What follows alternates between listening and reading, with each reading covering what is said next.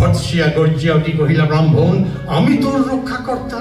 রোষে নিশ্চেতন মা হয়ে আপন পুত্র দিলি দেবতারে, শেষকালে আমি রক্ষা করিব তাহারে।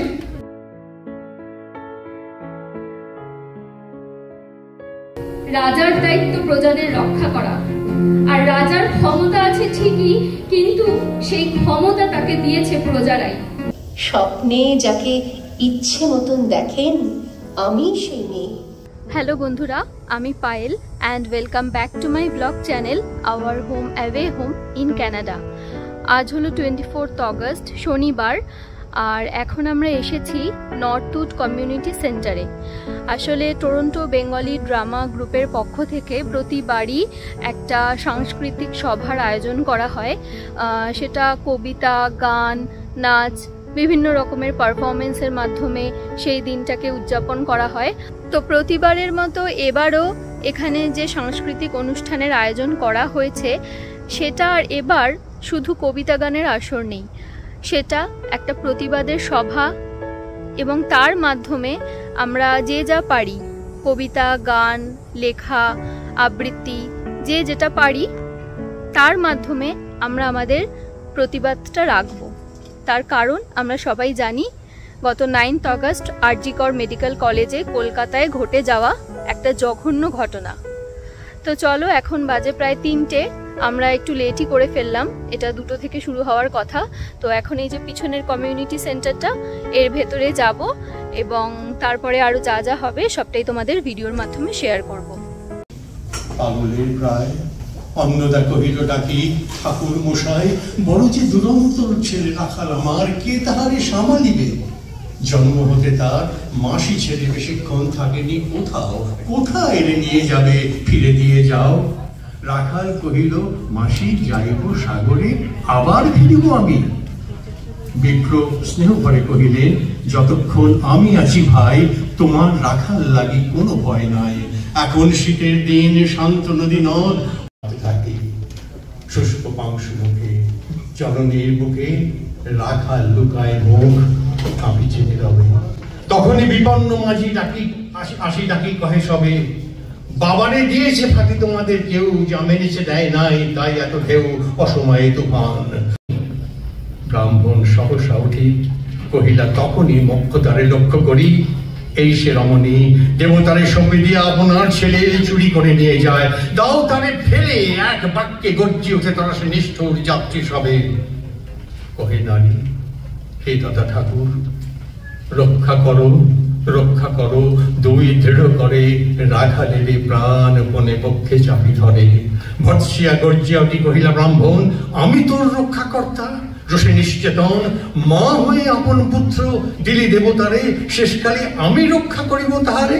সৎদেবতার ঋণ সত্য ভঙ্গ করে এতগুলি প্রাণী তুই ডুবাবি সাগরে। মোক্ষদা কহিল, অতি মূর্খ নারী আমি, কি বলেছি রোষ বসে অন্তর্যামী, সেই সত্য হলো সে যে মিথ্যা কত দূর, তখনই শুনে কি তুমি বোঝনি ঠাকুর? শুধু কি মুখের বাক্য শুনেছ দেবতা, শোনি কি জননীর অন্তরের কথা? বলিতে বলিতে যত মিলি মাঝি দাঁড়ি, বল করি রাখালে রে নিল ছেড়ি কাড়ি মার বক্ষ হতে। মৈত্রমুদি দুই আঁখি ফেরায় রহিল মুখ, কানে হাত ঢাকি দন্তে দন্ত চাপি পড়ে। কেকারে সহসা মর্মে মর্মে আঘাত দিল বিদ্যুতের কষা, দংশের বৃষ্টির দংশ। মাসি মাসি মাসি বেন্ধিল বন্ধির শলা, রুদ্ধ কর্ণে আসি নিরুপায় অনাথের অন্তিমের ডাক। চিৎকারি উঠিল বিপ্র, রাখ রাখ রাখ। চকিতে হেরিল চাহি, মূর্ছি আছে পড়ে মোক্ষদা চরণে তার। মুহূর্তের তরে ফুটন্ত তরঙ্গ মাঝে মেলিয়া তো চোখ, মাসি বলি পুকারিয়া মিলালো পারো অনন্ত তিমির তলে। সুদুক্ষীণ মুঠি বারেক ব্যাকুল বলে ঊর্ধ্ব পানে উঠি, আকাশে আশ্রয় খুঁজি ডুবিল হতাশে। ফিরাই আনিব তোরে কহি ঊর্ধ্বশ্বাসে, ব্রাহ্মণ মুহূর্ত মাঝে ঝাঁপ দিল চলে। আর উঠিল না সূর্য কেন অস্তাচলে।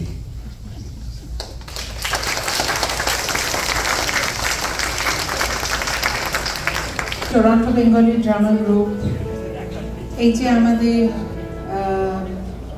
যে ঘটনাটা ঘটেছে এবং যে আমরা যে একটা খুব উত্তাল সময়ের মধ্যে দিয়ে যাচ্ছি তার সেই সময়টাকে মনে রেখে টরন্টো বেঙ্গলি ড্রামা গ্রুপ আজকে যে এই সমাবেশ ঘটিয়েছে তার জন্য আমি টরন্টো বেঙ্গলি ড্রামা গ্রুপের কাছে খুবই কৃতজ্ঞ। কেননা প্রতিবাদের ভাষা শুধু মৌখিক কথায় হয় না, প্রতিবাদের ভাষা কিন্তু গানের মাধ্যমে, চিত্রকলার মাধ্যমে, নানাবিধ মাধ্যমে আমরা কিন্তু আমাদের মনের ভাষা প্রকাশ করতে পারি এবং এই গানের মাধ্যমেই we are expressing our support in solidarity.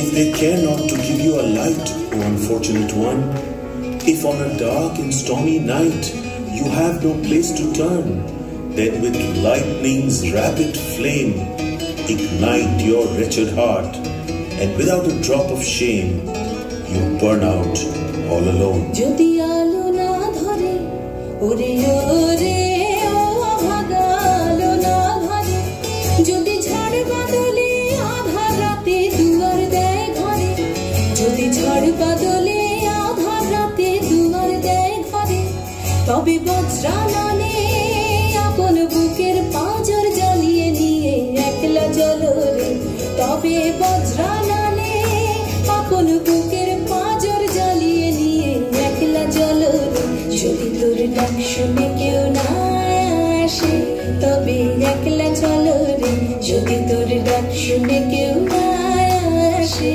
তবে একলা চলো রে, যদি তোর ডাক শুনে কেউ না আসে একলা চলো রে, একলা চলো রে, একলা চলো রে।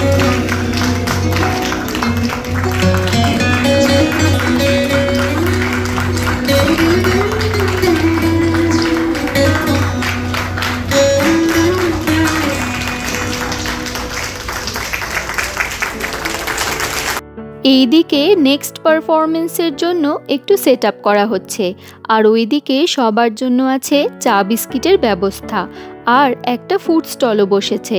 তো চলো গিয়ে দেখা যাক সেখানে কি কি আছে। আমার নাম দীপানিতা ঘোষ। হ্যাঁ, আমি স্টলটা দিয়েছি আজকে ফার্স্ট টাইম। আচ্ছা, কেমন রেসপন্স? ভালো, ভালো, ভালো। আর আচ্ছা, সমস্ত খাবার আমি নিজে একাই বাড়িতে তৈরি করি। বাহ, ভালো, অনেক কিছুই আছে। তো এইখানে আনারসের পায়েস, ফিশ ফিঙ্গার, চিকেন পকোড়া, ডিমের ডেভিল, ঘুগনি, ভেজ চপ, এরকম বেশ কিছু লোভনীয় আইটেম আছে। আর আমরা এখান থেকে নিয়ে নিলাম 1 প্লেট চিকেন পকোড়া, একটা ঘুগনি, 2টো ডিমের ডেভিল আর একটা ফিশ ফিঙ্গার।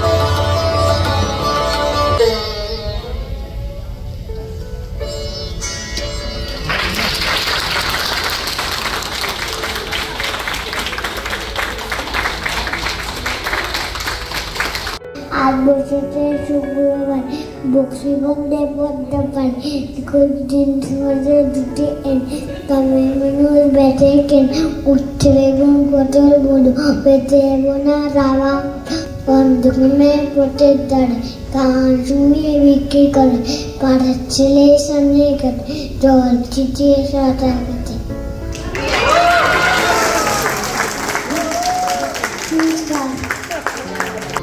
মনে করে সখী বাঁধিয়া রাখিও আমার হাতেরও রাখি তোমার কঙ্কনে আর এসে সখী নিবিতে যতনে আমার নামটি লিখো তোমার মনের মন্দিরে। দ্বিতীয় বিশ্বযুদ্ধের প্রেক্ষাপটে একটি ছোট্ট পরিবেশনা। সালটা 1937। উত্তর স্পেনে ওকা নদীর পাশে ছোট্ট একটা শহর গুয়ের্নিকা।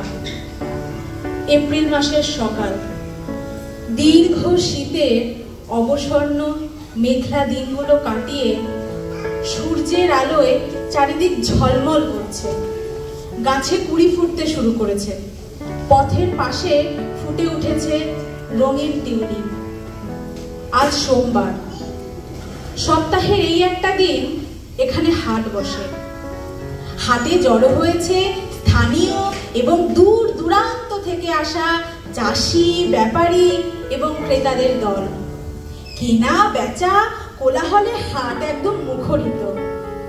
ওই আড্ডাবাজ স্প্যানিশরা চায়ের দোকান, রেস্তোরাঁতে ভিড় জমিয়েছে। হাটের পাশে যে খোলা মাঠটা, মানুষ জড়ো হয়েছে বুল ফাইট দেখবে বলে। আর হাটের শেষ দিকটা যেখানে ভিড় একটু কম, সেখানে ব্যাপারীরা তাদের গাড়ি এবং ঘোড়াগুলোকে বেঁধে রেখেছে রাস্তার পাশে। চায়ের দোকানে, রেস্তোরাঁতে আলোচনার বিষয় কি বলুন তো? চলমান রাজনৈতিক পরিস্থিতি কিভাবে সবাইকে অনিশ্চয়তার দিকে ঠেলে দিচ্ছে। সারা পৃথিবী জুড়ে অস্থিরতা, একটা থমথমে পরিবেশ। ভরা দুপুরে হাটের কোলাহলের ঠিক মাঝেই হঠাৎ কয়েকটা যুদ্ধ বিমান ঠিক মাথার ওপর দিয়ে বিকট শব্দ করে উড়ে গেল। কটা যুদ্ধ বিমান? একটা, দুটো, তিনটে, হায় হায়, গোনবার আগেই চারিদিকে শব্দভেদী বিকট বোমার আওয়াজ। আগুনের কুণ্ডলি পাকিয়ে পুরো ওপরে উঠছে। চারিদিক কালো ধোঁয়া আর ধুলোয় ভরে গেছে। সোমবার 26শে এপ্রিল 1937।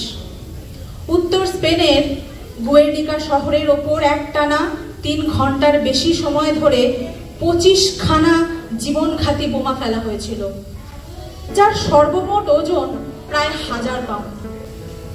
এবারে আসি আমার দ্বিতীয় গল্পে। সময়টা একই, দ্বিতীয় বিশ্বযুদ্ধের প্রাক্কাল। স্থান আমার জন্মভূমি ভারতবর্ষ এবং তার ভেতরের একটা বাংলার ছোট্ট গ্রাম। সাধারণ ছাপোষা একটা দিন।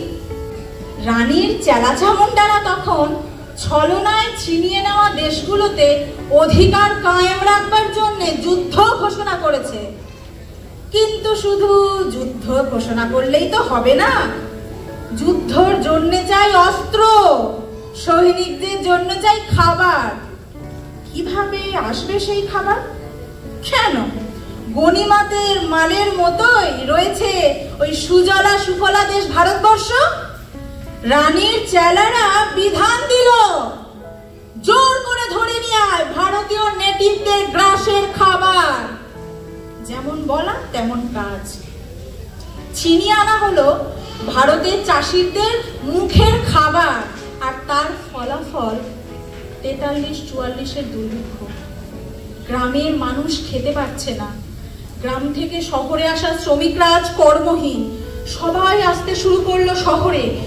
এইভাবে শহরে গেলে যে খাবার পাওয়া যাবে, হায় রে অদৃষ্ট! এই সরলমতি মানুষগুলো জানে না শহরের ওই একই অবস্থা। প্রতিদিন গড়ে 2000 থেকে 3000 উদ্বাস্তু আসছে শহর কলকাতায়। ভাবছি ওই মেয়েটি কি যন্ত্রণা ভোগ করেছে।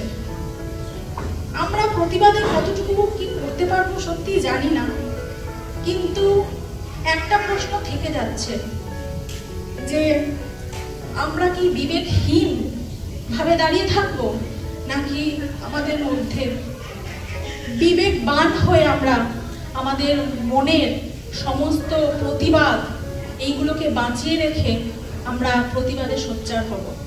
প্রশ্ন একটাই, চয়েস ইজ ইয়োর্স।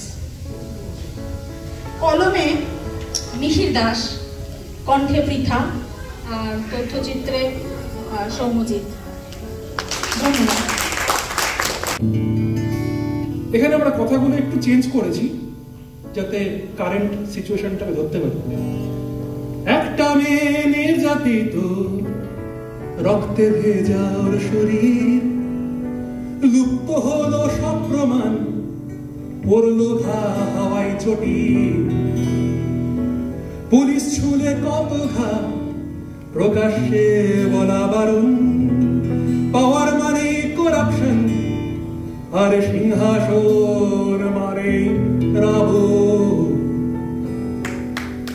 জানতে চাইছি ওদের নাম, যাদের নামে ফায়ার, অপদার্থ কর্তৃপক্ষের তদন্তের বলো কি দরকার। তদন্ত হোক নিজের তালে, ঘিমেতে তার ধ্রুপদী,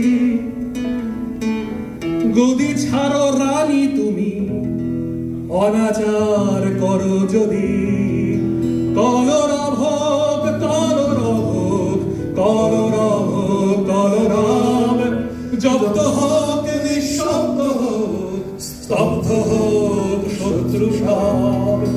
আজ 24শে আগস্ট, তিলোত্তমা কলকাতার জন্মদিন। আমাদের সবার এখানে উপস্থিত হওয়ার কথা ছিল কবিতা গানের আসরে, এক সাংস্কৃতিক অনুষ্ঠানে, কিন্তু এক সপ্তাহ আগে সেটা বদলে হয়ে গেল কবিতা গানের আসরের মাধ্যমে প্রতিবাদের সভা। হঠাৎ কেন এই বদল? কারণটা আমরা সবাই জানি। গত 9 আগস্ট কলকাতার আরজি কর মেডিকেল কলেজে ঘটে যাওয়া একটা ঘটনা। কি ঘটেছিল সেটাও আমাদের সবার জানা। তারপর কিভাবে তদন্ত এগোচ্ছে সেটাও আমরা দেখতেই পাচ্ছি। তাই সেসব নিয়ে আজ আর আলোচনা করব না। এখন আমাদের কি করতে হবে সেই বিষয়ে কিছু আলোচনা প্রয়োজন। প্রথম কাজ দোষীদের খুঁজে বের করা, তারপর তাদের যথাযোগ্য শাস্তি দেওয়া, তাই তো? কিন্তু আপনারা ভাবছেন অনেকজন মানুষ দোষী কিনা সেটা প্রমাণ না হতেই আমি কেন দোষীদের শাস্তির কথা বললাম। আসলে দোষী শুধু তারা নয় যারা সেই রাতে এই নৃশংস ঘটনা ঘটিয়েছিল। দোষী কলেজ কর্তৃপক্ষ, রাজ্যের পুলিশ এবং প্রশাসন, এবং কিছুটা হলেও আমি, আপনি, আমরা সবাই দোষী। কেন? একটু বুঝিয়ে বলি তাহলে। একটা কথা আছে না, অন্যায় যে করে আর অন্যায় যে সহ্য করে দুজনেই সমান অপরাধী। আজ আরজি করের এই ঘটনার প্রতিবাদে বিশ্ব জুড়ে মানুষ পথে নেমেছে, কিন্তু যারা এই ধর্ষণের মতো জঘন্য কাজ করে তারা কি একদিনে সাহস পায় এই কাজ করার? 2011 সালের আগে পশ্চিমবঙ্গে এরকম ঘটনা ঘটতো কিনা, বা সারা ভারতে কি পরিস্থিতি, আমি আজ সেই বিষয়ে আলোচনা বা তর্কে যাব না।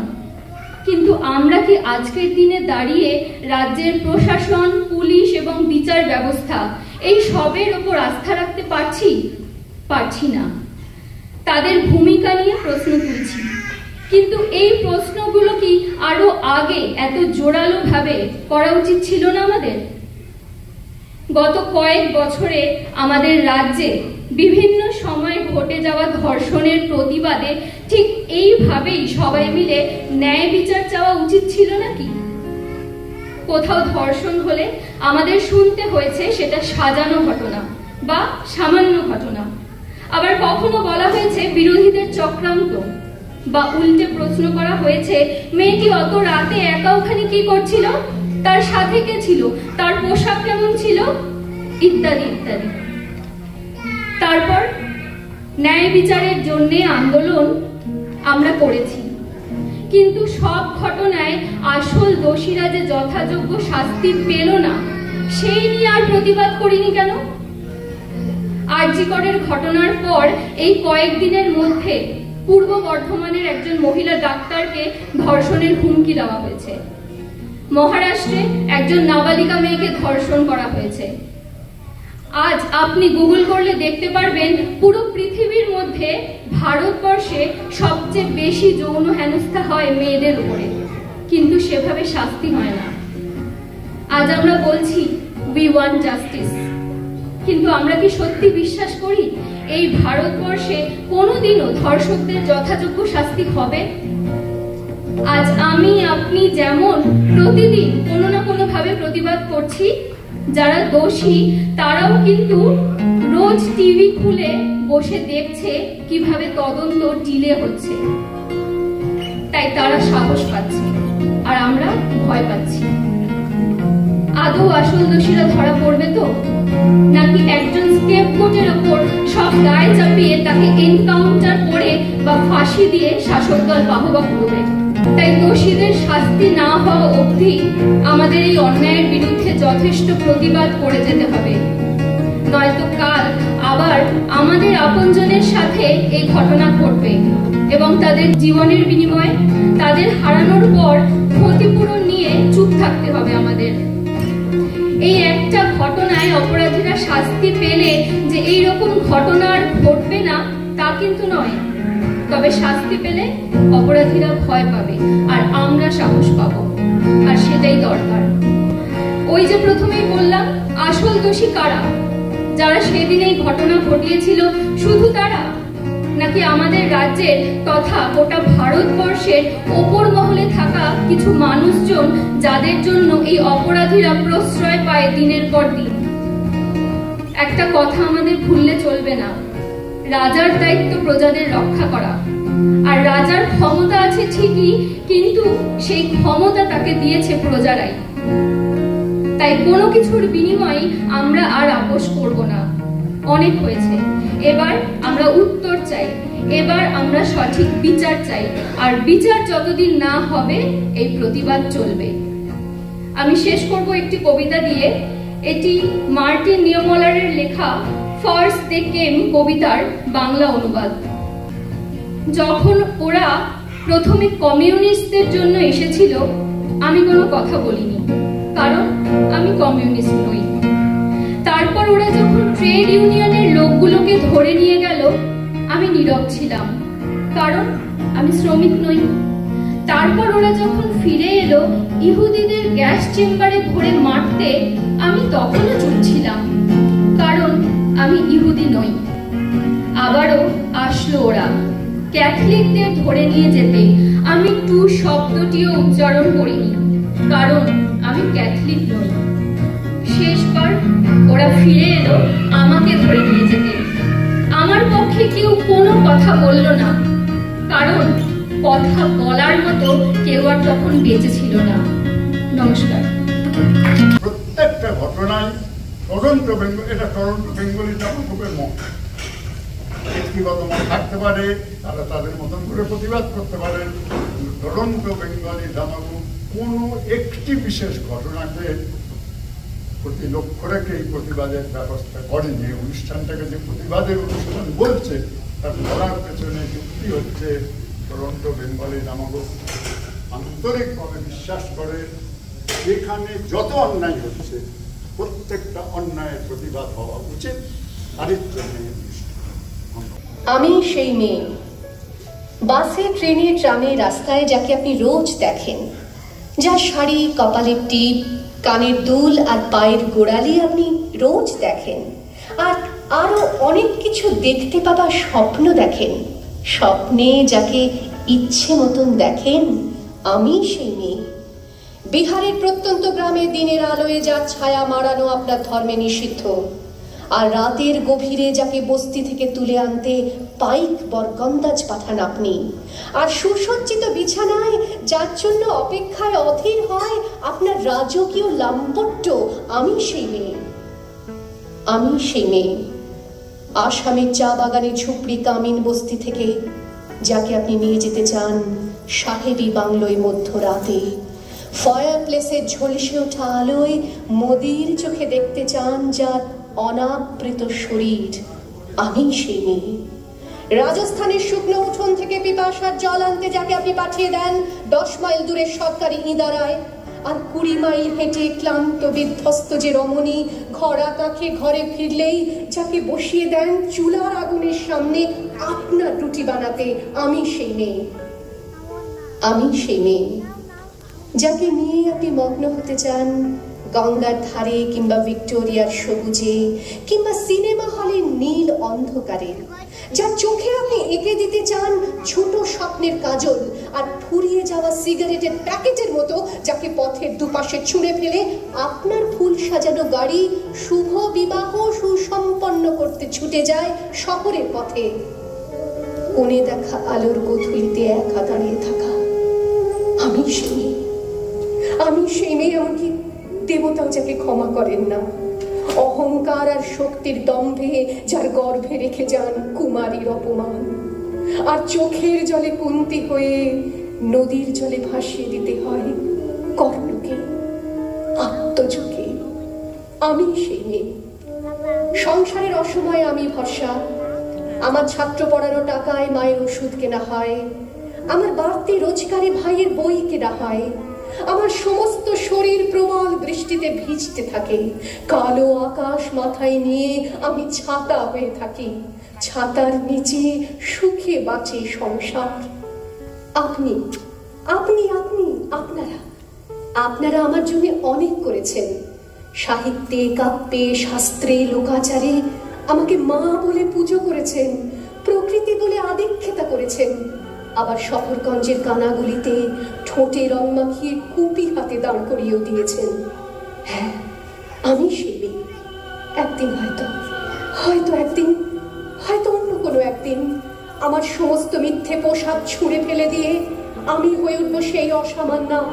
খোলা চুল, মেঘের মতো থাকবে আমার খোলা পিঠ, দু চোখে জ্বলবে ভীষণ আগুন, কপাল ঠিকরে বেরোবে ভয়ঙ্কর তেজরশ্মি, হাতে ঝলসে উঠবে সেই খড়গ, দু পায়ের উপরে বেজে উঠবে রণদুন্দুভি, নৃশংস অট্টহাসিতে ভরে উঠবে আকাশ, দেবতারাও আতঙ্কে স্তব্ধ হয়ে বলতে থাকবে মহাবেগম প্রভাং ঘোরাং মুক্ত কেশিং চতুর্ভুজাং কালিকাতে দক্ষিণাং মুন্ডমালা বিভূষিতাং।